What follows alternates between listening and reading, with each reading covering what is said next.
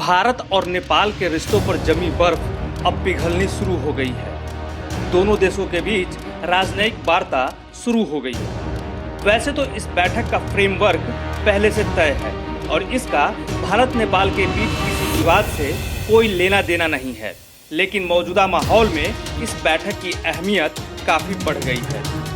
साथ ही ये सवाल उठ रहे हैं कि आखिर नेपाली पीएम केपी शर्मा ओली भारत से बातचीत के लिए मजबूर क्यों हो गए।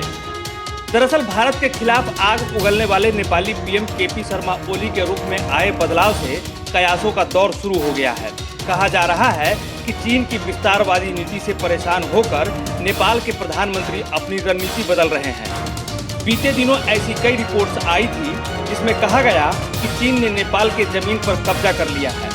इसको लेकर नेपाल में सरकार से सवाल भी पूछे जा रहे हैं। नेपाल में ये उस वक्त बड़ा मुद्दा बन गया जब नेपाली जमीन पर चीन का कब्जा होने की रिपोर्ट देने वाले एक नेपाली पत्रकार बलराम बनिया की संदिग्ध मौत हो गई।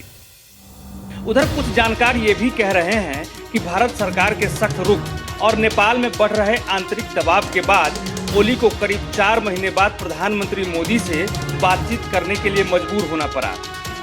बीते दिनों भारत के खिलाफ चीन के बहकावे में आकर ओली ने जिस तरह भारत के खिलाफ एक के बाद एक कई कदम उठाए और आग उगले, उसका नेपाल में ही विरोध शुरू हो गया। हाल ही में स्वतंत्रता दिवस के मौके पर नेपाल के पीएम ने प्रधानमंत्री नरेंद्र मोदी को फोन किया था।